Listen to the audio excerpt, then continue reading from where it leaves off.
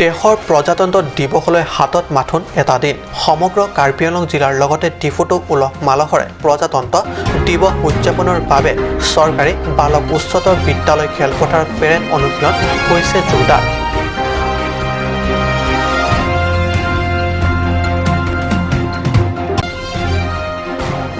চৰকাৰী শিক্ষা খণ্ডত চৰম নৈৰাজ্য পণ্ডিত ঘাট প্ৰাথমিক বিদ্যালয়ত শিক্ষকৰ অনুপস্থিতিত কণ কণ ছাত্ৰ ছাত্ৰীৰ বিলয় ঘৰত বহিয়ে বিদ্যালয় চলাই শিক্ষকে পিঠিত মোনালৈ আহে ছাত্ৰ ছাত্ৰীৰ পিছে নাহে শিক্ষক শিক্ষয়িত্ৰী।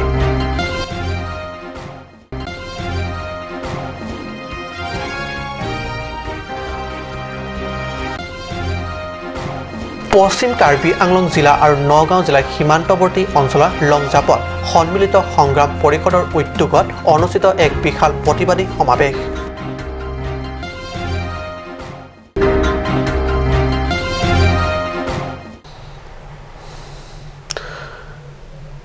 নমস্কাৰ, ষ্টুডিঅ'ত মই পৰজ্যোতি শৰ্মা। এতিয়া আগবাঢ়িছোঁ প্ৰথমটো অসমীয়া প্ৰাইম টাইম বাতৰিলৈ। ডিফু চৰকাৰী উচ্চতৰ বালক বিদ্যালয় খেলপথাৰত এইকেইদিন মুখৰ উঠিছে দেশ মাতৃৰ বন্দনা। কাৰ্বি আংলং জিলা প্ৰশাসনৰ উদ্যোগত আগন্তুক ২৬ জানুৱাৰীত প্ৰজাতন্ত্ৰ দিৱস উদযাপনৰ বাবে চলি আছে পেৰেড অনুশীলন। প্ৰজাতন্ত্ৰ দিৱসলৈ হাতত আছে মাথোন এটা দিন। এনে পৰিপ্ৰেক্ষিতত অনুশীলনস্থলীত বিভিন্ন পেৰেড অনুশীলন ক্ৰমে তীব্ৰতৰ হৈ উঠিছে। আন বাৰৰ দৰে চহৰখনৰ কেইবাখনো বিদ্যালয় ছাত্ৰ ছাত্ৰী বিদ্যালয় তথা মহাবিদ্যালয় NCC দল, অসম আৰক্ষী দল, গৃহৰক্ষী দল, CRPF দল, ভাৰতীয় সৈন্য বাহিনী, আছাম ৰাইফলছ বাহিনী আটাই পেৰেড গ্ৰাউণ্ডত এয়া সকলোৱে মিলি ২৬ জানুৱাৰীৰ বাবে অনুশীলন তীব্ৰতৰ কৰিছে। নিজা নিজা বিদ্যালয় চিনাক্ত পতাকা লৈ ছাত্ৰ ছাত্ৰীবোৰেও আৰক্ষী বাহিনীৰ দেশভক্তি সংগীতৰ তালে তালে তাল মিলাই চালামীৰ অনুশীলন কৰিছে। হয়, হাতত আছে মাথোন এটা দিন। ডিফু বালক উচ্চতৰ বিদ্যালয় খেলপথাৰত এইদৰে জিলা প্ৰশাসনৰ উদ্যোগত অনুশীলন তীব্ৰতৰ কৰি তোলা দেখা গৈছে। ষ্টেফান টেৰ্ণৰ ৰিপৰ্ট, গাত নিউজ। ছাৰ আহিব, বাইদেউ আহিব, পিছে নাহে ছাৰ বাইদেউৰ অপেক্ষাত থাকি প্ৰায়ে এটা দিন পাৰ কৰে কণ কণ ছাত্ৰ ছাত্ৰীসকলে। শুক্ৰবাৰেও ঘটিল অনুৰূপ ঘটনা। পিছত কি হ'ল জানো আহক ইয়াৰ সবিশেষ। কোন দিশে ৰাজ্যৰ শিক্ষা ব্যৱস্থা, কেতিয়া সলনি হ'ব চৰকাৰী বিদ্যালয় শিক্ষক? মাহৰ মূৰত দৰমহা লয় ঠিক, কিন্তু বিদ্যালয়লৈ যোৱাৰ প্ৰয়োজন বোধ নকৰে ৰাজ্যৰ এচাম এলেহুৱা শিক্ষকে। এয়া তাৰেই প্ৰমাণ। এয়া কাৰ্বি আংলং জিলাৰ হাওৰাঘাট শিক্ষা খণ্ডৰ অধীনস্থ পণ্ডিত ঘাট প্ৰাথমিক বিদ্যালয় শুক্ৰবাৰ দৃশ্য এয়া। ছাৰ বাইদেউৰ অপেক্ষাত কণ কণ ছাত্ৰ ছাত্ৰী। ছাৰ আহিব, বাইদেউ আহিব বুলি বাট চাই মূৰকত হতাশ। এয়া এদিন দুদিনৰ কথা নহয়, প্ৰায়ে ছাৰ বাইদেউৰ এনেদৰে ঠগে এইসকল কণমানি। বিদ্যালয়খনত আছে দুজনকৈ শিক্ষক, কিন্তু শুক্ৰবাৰে উপস্থিত নাই এজনো। সেয়েহে বিদ্যালয়লৈ আহি পঢ়া শুনাৰ সলনি ছাৰ বাইদেউৰ বাট চাই খেলা ধূলা কৰিয়ে হতাশ মনে ঘৰমুৱা হয় এইসকল কণমানি। এইফালে চোৱা, নিৰ্জল দাস কোন ক্লাছত পঢ়া? প্ৰথম। কোন স্কুল এখন? LP school. কি LP স্কুল? পণ্ডিতঘাট প্ৰাথমিক বিদ্যালয়। পণ্ডিতঘাট প্ৰাথমিক বিদ্যালয়। স্কুলত আজি আহিছা তুমি? স্কুল কিয় ক্লাছ কৰা নাই? কিয়? এনে নাজানে, ছাৰ বাইদেউ নাহে।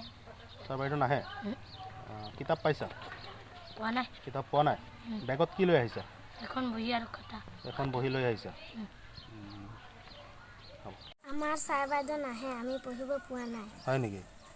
কেইদিন অহা নাই? হ'ব ৫-৬ দিন অহা নাই। তোমালোকে স্কুল আহি ঘূৰি যোৱা? কি কৰা স্কুল আহি? স্কুল আহি খেল ধেমালি কৰি যাওঁ। অকলে খেলা নিজে? ছাৰ বাইদেউ নাহে?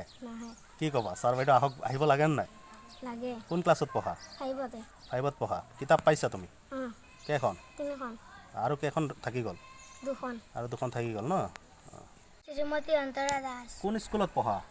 পণ্ডিতঘাট প্ৰাথমিক বিদ্যালয়। কোন ক্লাছত পঢ়া? 5ম শ্ৰেণীত। আজি কি হৈছে? ছাৰ বাইদেউ নাহিলে ছাৰ বাইদেউ নাহিলে কালি আহিছিল নেকি কালি অহা নাই এইকেইদিন আহিছে নেকি ছাৰ বাইদেউ অহা নাই ছাৰৰ নাম কি শ্ৰী কৃষ্ণ জহৰিছা কৃষ্ণ কি কৃষ্ণ জহৰিছা আৰু বাইদেউ বীণা বাইদেউ বীণা বাইদেউ ৰংপি বীণা ৰংপি তোমালোকে কিতাপ বহি পাইছা নেকি পাইছোঁ পাইছা কেইখন পাইছা 3খন হ'ব শুনক ছাত্ৰ ছাত্ৰীৰ মুখেৰে অভিযোগ কৰিলে স্থানীয় এগৰাকী সচেতন লোকেও মই পণ্ডিতগাঁৱত স্থায়ী বাসিন্দাৰ হওঁ মোৰ এখন দোকান আছে পোৱালীবিলাকে আহি মানে যেতিয়া ঘূৰি যায় সিহঁতক সোধোঁ তোমালোকৰ ছাৰ বাইদেউ নাহে নেকি সিহঁতে ক'লে এই বছৰটোৰ মাত্ৰ তিনিদিনহে মানেহে আহিছে আৰু বাদ বাকী দিন ছাৰ নাহে আমাক নকৈও বন্ধ বুলি আমি আহি নিজে নিজে খেল ধেমালি কৰি গুচি যাওঁ সেইবুলি মই মানে ইয়াত মেনেজিং কমিটিক মানে হেৰি কৰিলোঁ মেনেজিঙে ক'লে আমি কি ক'ম আৰু ছাৰসকলক তেখেতসকলক কৈ থাকোঁ সিহঁতেও মানে কি কৰে নকৰে আমাকো ভালকৈ এইবিলাক কথা নুসুধে সেইকাৰণে মই আপোনালোকৰ এই মিডিয়াসকলৰ মাতি আমি আনি মানে এই দৃশ্যটো যাতে দেখি ৰাইজেও গম পায় আৰু আমাৰ উপযুক্ত মানে কি ব্যৱস্থা লয় চৰকাৰৰ ফালৰ পৰা এইটো মানে বিচাৰিছোঁ যাতে ল'ৰা ছোৱালীবিলাকে ইয়াতে যদি শিক্ষাদান ভালকৈ নোৱাৰে তেতিয়াহ'লে আৰু ওপৰত গৈ কি কৰিব ল'ৰা ছোৱালীবিলাকে এইটোকে মই কামনা কৰোঁ যাতে যে আমাৰ এই ইয়াৰ শিক্ষাদানটো মানে ভালকৈ হয় আৰু এইটো হাওৰাঘাটৰ পৰা গৌতম চন্দ্ৰৰ ৰিপৰ্ট কাট নিউজ ৰাজ্যৰ সৰ্বত্ৰে নাগৰিকত্ব সংশোধনী আইনৰ তীব্ৰ প্ৰতিবাদ অব্যাহত থকাৰ সমান্তৰালভাৱে শুক্ৰবাৰে পশ্চিম কাৰ্বি আংলং আৰু নগাঁও জিলাৰ সীমান্তৱৰ্তী অঞ্চলৰ লং জাপত সন্মিলিত সংগ্ৰাম পৰিষদৰ উদ্যোগত অনুষ্ঠিত হয় এক বিশাল প্ৰতিবাদী সমাৱেশ পশ্চিম কাৰ্বি আংলং জিলাৰ লগতে নগাঁও জিলাৰ বিভিন্ন প্ৰান্তৰ পৰা 5 শতাধিক লোকৰ অংশগ্ৰহণেৰে প্ৰতিবাদী সমাৱেশত সংশোধনী নাগৰিকত্ব আইনৰ বিৰুদ্ধে তীব্ৰ প্ৰতিবাদ সাব্যস্ত কৰে এই প্ৰতিবাদী সমাৱেশত বিশিষ্ট বক্তা হিচাপে মনজিত মহন্ত হলিৰাম তেৰাং গণশিল্পী মহেন্দ্ৰ হাজৰিকা উপস্থিত থাকে বিশিষ্ট বক্তা মনজিত মহন্তই কয় যে এফালে অসমত জাপি দি অশান্তি কৰি তুলিছে আনফালে শান্তি সমতল কৰি ৰাজনীতি কৰিছে বিজেপি চৰকাৰখনে তদুপৰি 2021ত বিজেপিক উৎখাত কৰিবলৈ এটা নতুন ৰাজনৈতিক দল গঠন হ'ব বুলিও মন্তব্য কৰে লগতে কিমান হিন্দু বাংলাদেশী আহিব তাৰ কোনো হিচাপ নাই মুখ্যমন্ত্ৰীৰ হাতত কিন্তু হিমন্তই কেনেকৈ হিচাপ পালে বুলি অভিযোগ তোলে সৰ্বানন্দ মেৰুদণ্ডহীন বুলিও মন্তব্য কৰে আনফালে গণশিল্পী মহেন্দ্ৰ হাজৰিকাই চৰকাৰখনক গীতৰ জৰিয়তে তীব্ৰ সমালোচনা কৰি উদ্দান্ত ভাষণ প্ৰদান কৰা পৰিলক্ষিত হয় ৰাইজক লৈ নতুন এখন বজাৰ হ'ল গণতন্ত্ৰত ৰাইজক লৈ নতুন এখন বজাৰ হ'ল ৰাইজেই পাতি দিয়া চৰকাৰখন সেই বজাৰৰ মহলদাৰ হ'ল হয়নে আপোনালোকেই পাতি দিছে ৰাইজেই পাতি দিয়া সেই চৰকাৰখন এতিয়া সেইখন বজাৰৰ মহলদাৰ হ'ল চৰ্দাৰ হ'ল ৰাইজে দুখ পাইছে ৰাইজক দুখ দিবলৈ উঠি পৰি লাগিছে ৰাইজক জনতাৰ কথা নুশুনা চৰকাৰখন আৰুতো আঞ্চলিকতাবাদ কৰাসকল সেই যে বৰ জহনীয়া কেইটা এই বৰ জহনীয়া কেইটা ক'লেই নহয় তোৰ কথা সিদিনা মই যাতা ক'লো তাৰপিছত আৰু দুটামান বৰ জহনীয়া এই যে ফণীভূষণ কন্দুৰা মানে কান্দি দিয়ে টিভিৰ আগত কান্দি দিয়ে আঞ্চলিকতাবাদ কৰিবলৈ টিভিৰ আগত কান্দে অতুল বৰাৰ কথাটো তেখেতে ক'লেই গতিকে আচলতে কি হয় এইবিলাক সুবিধাবাদী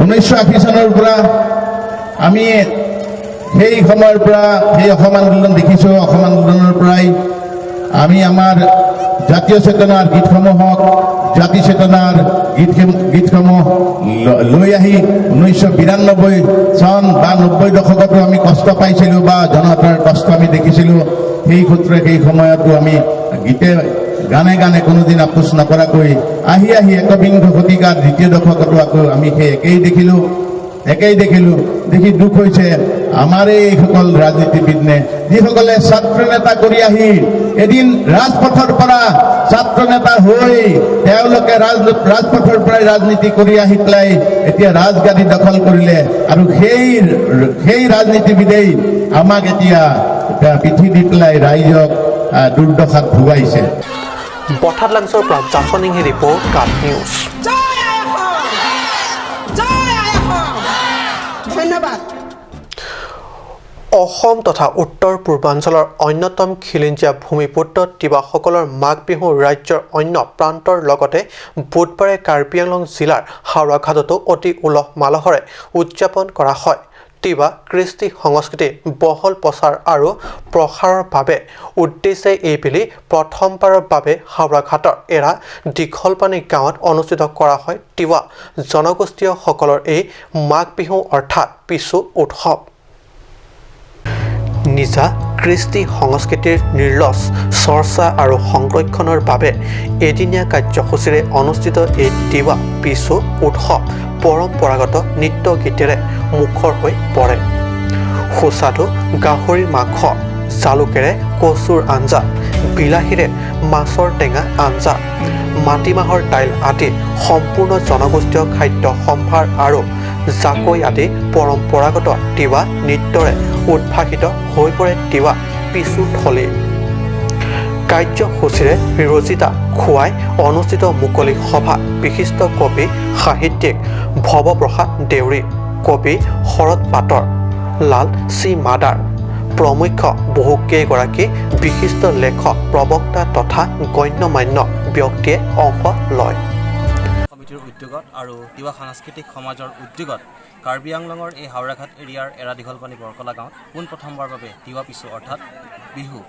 মাঘ বিহু আমি তিৱাসকলে তিৱা পিছু হিচাপে উদযাপন কৰোঁ আমি অসমৰ বিভিন্ন ঠাইত গতিকে ইয়াতো পোনপ্ৰথমবাৰৰ বাবে আমি আয়োজন কৰিছোঁ আৰু কাৰ্বি আংলঙত বসবাস কৰা তিৱাসকলৰ লগতে অসমৰ বিভিন্ন তিৱা জনগোষ্ঠীৰ নিজস্ব কৃষ্টি সংস্কৃতিৰ যি বাহাল আছে সেই কৃষ্টি সংস্কৃতিক আগুৱাই নিবৰ বাবে প্ৰচাৰ আৰু প্ৰসাৰৰ উদ্দেশ্যেৰে আমি এই অনুষ্ঠানটো অনুষ্ঠিত কৰিছোঁ এই আমাৰ নম্ৰ প্ৰয়াস আমাৰ জনগোষ্ঠীটোৰ ভাষা কৃষ্টি সংস্কৃতিৰ উত্তৰণৰ দিশকে আৰু অনাগত সময়ত আমি এই অনুষ্ঠানটো আমি বাহাল ৰাখিম আৰু তাৰ বাবে সকলোৰে সহায় সহযোগিতা লাগে হাওৰাঘাটৰ পৰা গৌতম চন্দ্ৰ ৰিপৰ্ট কাট নিউজ সময় হৈছে এডিশ্যনৰ বাণিজ্যিক বিৰতিৰ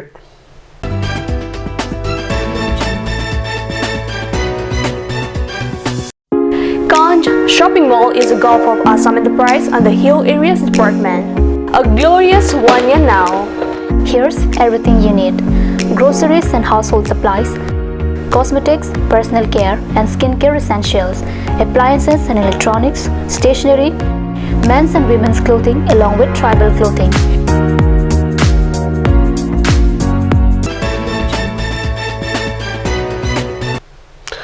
বিৰতিৰ পিছত পুনৰ বাতৰি মজিয়াত পশ্চিম কাৰ্বি আংলঙৰ জিৰিকেনডেঙত দ্বিতীয়বাৰৰ বাবে অনুষ্ঠিত হ'ব চকু পৰীক্ষা শিবিৰ গ্ৰেটাৰ ডংকামকাম প্ৰেছ ইউনিয়নৰ সৌজন্যত অনুষ্ঠিতব্য এই শিবিৰখন অনুষ্ঠিত হ'ব জিৰিকেনডেং জুনিয়ৰ কলেজত পশ্চিম কাৰ্বি আংলঙৰ পিছপৰা জিৰিকেনডেং চহৰত শনিবাৰে অনুষ্ঠিত কৰা হ'ব চকু পৰীক্ষা শিবিৰ 25 জানুৱাৰীত পুৱা 9:30 বজাৰ পৰা আৰম্ভ হ'ব লগা এই বিনামূলীয়া চকু পৰীক্ষা শিবিৰখন মুকলি কৰিব জিৰিকেনডেঙৰ আৰক্ষী বিষয়া এন্থনী ৰংপিয়ে এই কথা সংবাদ মাধ্যমৰ আগত জানিবলৈ দিয়ে ডংকামকা প্ৰেছ ইউনিয়নৰ সভাপতি গুৰুমুখ সিঙে জানিবলৈ দিয়ে এই চকু পৰীক্ষা শিবিৰত বৃহত্তৰ জিৰিকেনডেং অঞ্চলৰ প্ৰায় 500 লোকে অংশগ্ৰহণ কৰা আশা কৰিছে সভাপতি সিঙে শিবিৰত বিনামূলীয়া ঔষধ যোগান দিয়াৰ লগতে অতি কম মূল্যত চশমাও প্ৰয়োজন সাপেক্ষে যোগান ধৰিব উল্লেখ্য যে ইয়াৰ আগতেও যোৱা 2 জানুৱাৰীতো জিলাখনৰ সীমান্ত এলেকা লাং হেমফিত প্ৰথমবাৰৰ বাবে এই বিনামূলীয়া চিকিৎসা শিবিৰ অনুষ্ঠিত কৰা হয় উক্ত শিবিৰত প্ৰায় 400 লোকে আহি চকু পৰীক্ষা কৰোৱায় তাত সমূহ জিৰিগিডিংবাসী ৰাইজক আমি বিনামূলীয়া চকু চিকিৎসা শিবিৰত অংশগ্ৰহণ কৰিবৰ বাবে অনুৰোধ জনাইছোঁ আমাৰ গেটাৰ ডংকামকাম প্ৰেছ ইউনিয়নৰ ফালৰ পৰা আৰু এই আমি গেটাৰ ডংকামকাম প্ৰেছ ইউনিয়নে বিভিন্ন গ্ৰাম্য অঞ্চলত আমি এই চকু চিকিৎসা শিবিৰ আগবঢ়াম বুলি আমি সংকল্পবদ্ধ হৈছোঁ যিহেতুকে কিছুমান ভিতৰুৱা গ্ৰাম্য অঞ্চলত এতিয়ালৈকে চকু চিকিৎসা শিবিৰ গৈ পোৱা নাই বা চকু চিকিৎসক গৈ পোৱা নাই তাত বহুতো ভিতৰুৱা অঞ্চলৰ ৰাইজে আমাক আহ্বান কৰিছে আপোনালোক আহক আৰু সেই গতিকে আমি সংকল্পবদ্ধ হৈছোঁ আমাৰ সমূহ সদস্যবৃন্দই আমি তাত গৈ পেলাই চকু চিকিৎসা শিবিৰ আগবঢ়াম বুলি আমি বটাদলাংছৰ পৰা জাছনিহি ৰিপৰ্ট কাট নিউজ চাং টিহিদি আজিৰে পৰা আৰম্ভ হৈছে দ্বিতীয় শীতকালীন ফুটবল চেম্পিয়নশ্বিপ বৰ্তমান কাৰ্বি আংলং স্বায়ত্তশাসিত পৰিষদৰ কাৰ্যবাহী সদস্য জগত সিং ইংটিৰ পিতৃ প্ৰয়াত বৰ সিং ইংটিৰ সোঁৱৰণিত অনুষ্ঠিত কৰা হয় এই শীতকালীন ফুটবল চেম্পিয়নশ্বিপ চাং টিহিদি স্পৰ্ট ক্লাবৰ উদ্যোগত অনুষ্ঠিত এই দ্বিতীয় সংখ্যক বৰ সিং ইংটি সোঁৱৰণি ফুটবল চেম্পিয়নশ্বিপৰ শুভাৰম্ভণিৰ উপলক্ষে অনুষ্ঠিত কৰা উদ্বোধনী সভাত মুখ্য অতিথি হিচাপে কাছাৰ সদস্য কৰ্মী আদিচন টেৰাং নিহাং দনচুৰি KCSৰ সভাপতি ৰমেশ সিংনাথ চাং টিহিদি স্পৰ্ট ক্লাবৰ জগদীশ টেৰণ প্ৰমুখ্য কেইবাগৰাকী সন্মানীয় ব্যক্তিসকলে অংশ লয় সভাত কাৰ্যবাহী সদস্য জগত সিং ইংটিয়ে প্ৰয়াত পিতৃৰ সোঁৱৰণত চমুকৈ পিতৃৰ স্মাৰক ভাষণ প্ৰদান কৰে আনহাতে শীতকালীন ফুটবল চেম্পিয়নশ্বিপখনৰ আৰম্ভণি খেলখনত হিডিপি ফুটবল ক্লাব আৰু নেপাৰপাতি ফুটবল ক্লাবৰ মাজত অনুষ্ঠিত হয় হিডিপি ক্লাবে 5 গ'ল দিয়াৰ পৰিৱৰ্তে নেপাৰপাতি ক্লাবে মাত্ৰ 1 গ'ল ঘূৰাবলৈ সক্ষম হয় অৰ্থাৎ 5-1 গ'লৰ ব্যৱধানত নেপাৰপাতিৰ বিৰুদ্ধে খেলি জয় হয় হিডিপি ফুটবল ক্লাবে বোকাজানৰ পৰা আনন্দ টেৰাঙৰ ৰিপৰ্ট কাট নিউজ আজি অসমীয়া প্ৰাইম টাইম বাতৰি ইমানতে সামৰিছোঁ ধন্যবাদ